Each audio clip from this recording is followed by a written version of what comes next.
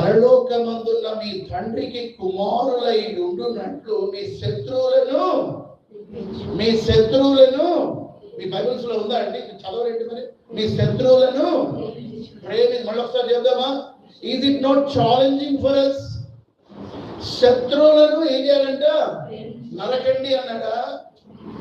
శత్రువుని హతమార్చడు అన్నాడా? ఆయన కాలంలో లేదా శత్రువులు? కూలీ చేశారు ఆయన్ని. యేసునే మీరు వధించితిరి, చంపితిరి అని ఉంది.